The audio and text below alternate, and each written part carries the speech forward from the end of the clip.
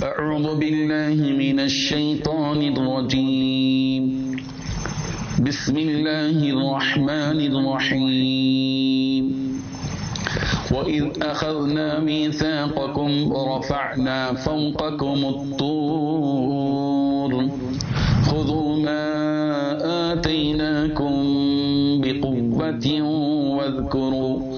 واذكروا ما فيه لعلكم تتقون ثم توليتم من بعد ذلك فلولا فضل الله عليكم ورحمته لكنتم من الخاسرين صدق الله العظيم.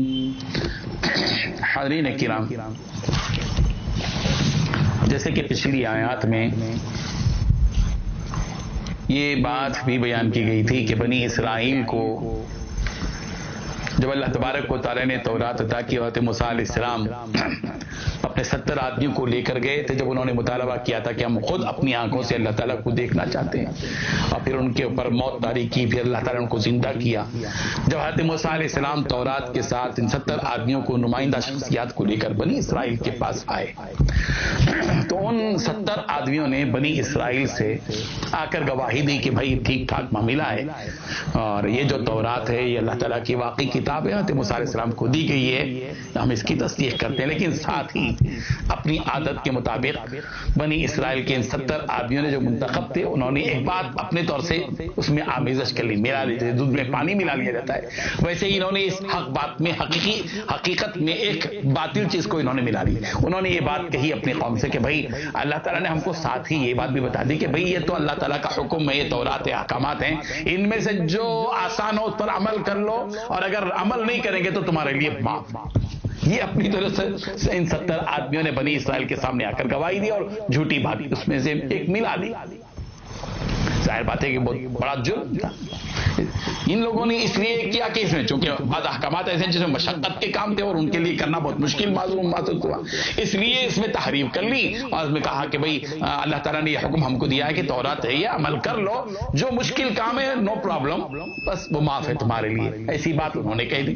اللہ تبارک و تعالیٰ کو ظاہر بات ہے کہ ان کے اس رویے سے اللہ تعالیٰ کو غصہ آیا، اور اللہ تبارک و تعالیٰ نے ان تمام لوگوں کے اوپر جو ہے کوہ طور کا ایک ٹکڑا، پہاڑ کا ایک ٹکڑا بنی اسرائیل کے اوپر، سروں کے اوپر لا کر اللہ تعالیٰ نے فرشتوں کو حکم دیا کہ کھڑا کر، اور پھر اللہ تعالیٰ کی طرف سے حکم ہوا کہ اگر اس کو مانتے ہو تو مانو، اور اگر نہیں مانو گے تو یہ پہاڑ کا ٹکڑا تمہارے اوپر ڈال کر تم کو ہلاک کر دیا جائے گا. اسرائیل نے پھر جو ہے مانا، اقرار کیا، توبہ کیا، اللہ تعالیٰ نے ان کو معاف کیا، پھر وہ اپنے ڈگر پر ہی قائم رہے. بہرحال اسی حقیقت کو اللہ تبارک و تعالیٰ اس آیت میں بیان کرتے ہیں.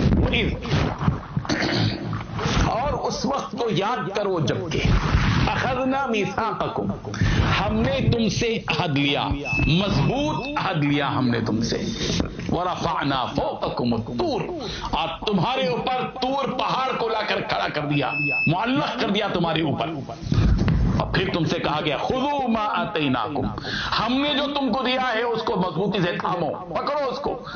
تورات کو جو ہم نے تمہاری ہدایت کے لیے ہم نے اتارا ہے، تم کو دیا ہے، اس کو پکڑو. خذوا ما آتیناکم، جو کچھ ہم نے دیا، واذکروا ما فی، اور اس میں جو کچھ احکامات ہیں ان کو یاد رکھو، لعلکم تتقون، تاکہ تم متقی بن جاؤ، پرہیزگار بن جاؤ.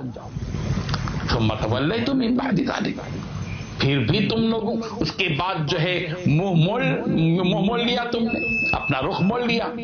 فلولا فضل اللہ علیکم ورحمتہ، اگر اللہ کا فضل اور اس کی رحمت تمہارے اوپر نہ ہوتی تو لکنتم من الخاسرین، تو تم برباد ہو جاتے، تباہ ہو جاتے، خسارے میں پڑ جاتے. یہ اللہ کا فضل ہے کہ بار بار کی نافرمانیوں کے باوجود، بار بار کی شرارتوں کے باوجود اللہ نے تم کو بار بار معاف کیا، مہلت دی اللہ تبارک و تعالیٰ.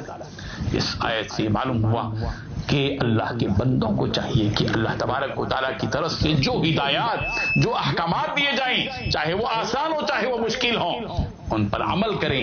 سمعنا واطعنا ہے. مومن بندے کا کام یہ ہے، اس کا کمال یہ ہے کہ وہ رب ذوالجلال کی احکامات کے سامنے صرف یہ کہے سمعنا واطعنا. ہم نے سن لیا اے اللہ، اور ہم نے اطاعت اختیار کی، ہم نے بات کو مان لیا اور عمل کرنا شروع کر دیا. یہ ہے بندے کا کمال. اللہ تبارک و تعالی ہم سب کو اس کے تمام احکامات پر عمل پیرا ہونے کی توفیق عطا فرمائے. وآخر دعوانا ان الحمد للہ. لا الہ الا اللہ.